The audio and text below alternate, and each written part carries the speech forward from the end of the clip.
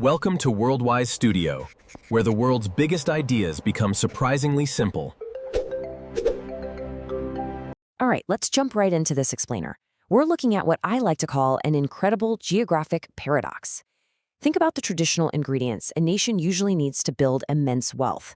You'd probably expect a massive, long coastline for global trade, right?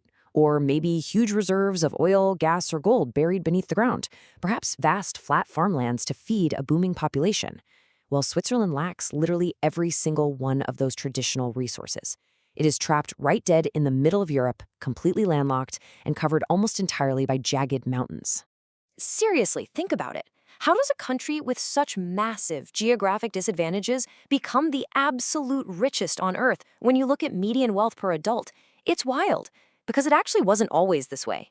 For centuries, this rocky terrain was so brutally poor and unforgiving that its main export was actually its own people. Thousands of tough, disciplined young men were literally sold off as mercenary soldiers to foreign kings just to survive. And you know, this perfectly highlights a really fascinating economic concept. Sometimes having absolutely nothing can be your greatest advantage. Economists talk a lot about the resource curse. That's when countries find easy money in the ground, like oil, but then fall into these volatile boom and bust cycles and fail to build much else. Because they had no easy money, Switzerland was forced to build the hardest, most durable things imaginable. We're talking precise skills, unshakable trust, and bulletproof institutions. They engineered this relentless, steady upward growth curve. So, to figure out how they actually pull this off, we're going to break down this country's wealth as a 5-gear economic machine. Here's our agenda. 1. The Swiss paradox. 2. Neutrality as a business. 3. Skills and the franc. 4. Decentralized political stability. 5. The compounding machine. And finally, 6. Cracks in the Swiss machine. Okay, Section 1. The Swiss paradox. Poverty to wealth. So tracing the history here reveals a really fascinating pivot. Back in 1515, after a totally catastrophic loss at the Battle of Marignane, the Swiss essentially realized that fighting other people's wars was a losing strategy. That ended their mercenary era. Instead, those snowed-in mountain farmers, who were literally trapped indoors all winter, started crafting tiny, high-value mechanical watches. It was the perfect lightweight export for a landlocked country. Fast forward to the 20th century, with Europe literally burning around them, and this same mountain nation leveraged its isolation to become the ultimate neutral vault, formally cementing their famous banking secrecy in the 1934. Now, I know what you're probably thinking. Swiss exports. It's just chocolate and luxury watches, right? Actually, scratch that. The reality is that, per person, Switzerland is an exporting monster of things you never even see. They are a quiet industrial giant. They produce the incredibly complex machines that actually make other countries' machines. They host the world's biggest food company, Nestle, and massive pharmaceutical giants like Roche. They just took that original watchmaker's formula, make it small, make it complex, and make it absurdly high value, and applied it to global industries. Moving on to gear number 2. Neutrality as a business. The profitable strategy. This completely flips a concept we think we understand. We usually view Swiss neutrality as just this purely moral, almost passive stance. But historically, it functioned as a highly profitable business model. Just think about it for a second. While the rest of Europe violently leveled their own cities twice in the 20th century, Swiss factories, banks, and railways didn't lose a single day of production. They didn't have to rebuild from the rubble, they just kept running. And this business model generates very distinct revenue streams. First off, you have zero destruction of capital. Wars aren't burning down your wealth. Second, you have what's known as the scared money effect. Every single time a global panic hits, capital sprints directly into Swiss vaults for safety. And third, neutral ground naturally becomes the world's preferred conference room. Because they don't take sides, they get to host highly lucrative trust services and global organizations like the Red Cross, the UN, and the WTO. All right, Section 3, Skills in the French. Escalator, and fortress. Let's talk about their workforce. In a lot of countries, pushing this university-only path leads to severe skill shortages and really delayed workforce entry.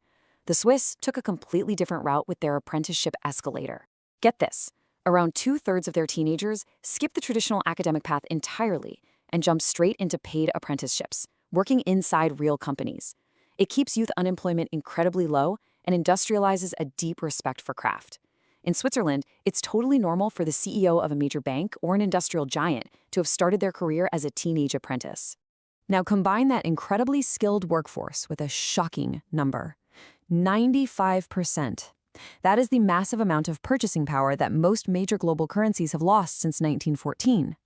While the US dollar and the British pound practically melted away like ice cubes over the last century due to inflation, the Swiss franc remained an absolute fortress of stability. The Swiss political system simply never let their governments print their way out of trouble, which meant savers were never quietly robbed. And this reveals the hidden genius of that monetary fortress. Having a super strong currency makes your exports really expensive for the rest of the world to buy. So it wasn't just a reward for good financial behavior, it acted like a whip that aggressively forced Swiss companies to abandon the cheap goods market entirely. You literally cannot sell cheap items out of Switzerland. The whole economy was driven to compete purely on absolute, undeniable quality and precision. Which brings us to Section 4, Political Stability, Decentralized Rules. Be honest, can you name a famous Swiss politician? Probably not, right? Well, that is completely by design. Their political machine is built to avoid drama and big egos. They use a rotating 7-member presidency where power is constantly shared. Their 26 states or cantons are fiercely decentralized, meaning they literally compete with each other for residents and businesses. And the biggest factor? Citizens vote directly on major issues through referendums.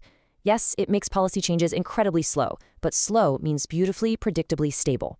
It creates this perfect environment where businesses can confidently plan decades into the future without worrying about some sudden, massive policy shift.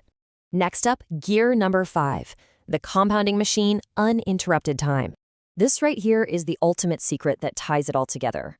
Wealth grows exponentially, absolutely, but only if nothing interrupts it.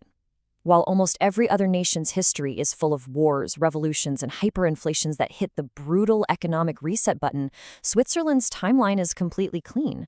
Their last foreign war ended way back in 1815.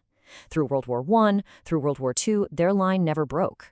They have essentially experienced 2 full centuries of completely uninterrupted compounding in their savings, their institutions, and their global brands. Finally, Section 6, cracks in the Swiss machine. Modern pressures. Look, no machine runs flawlessly forever without needing some maintenance, and the modern world is definitely testing these Swiss gears. First, in this highly globalized era of economic sanctions, international clients are starting to ask if neutral money is really still neutral, which definitely frustrates their core business.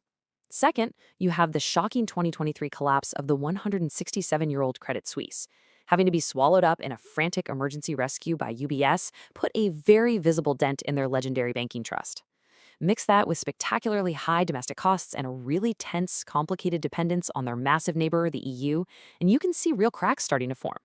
So what's their fix? Well, they're doing what they've always done. They rely on their classic watchmaker's response. They are upgrading the gears and pivoting even higher. Step 1, shift even further upmarket where price matters even less. Step 2, absolutely dominate cutting-edge, high-value fields like biotech, pharmaceuticals, and precision robotics.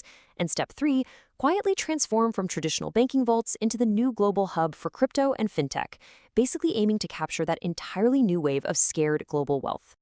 And that actually leaves us with a really powerful takeaway for our own lives. You know, the Swiss miracle wasn't built on flashy rapid transformations or starting out with massive advantages. It was built entirely on the unbelievable power of never interrupting the compounding process. Boring, repeated excellence always beats brilliance that constantly hits the reset button. So I want to leave you with this. What is the chain in your own life that you keep breaking and restarting? Find it and protect your compounding chain at all costs.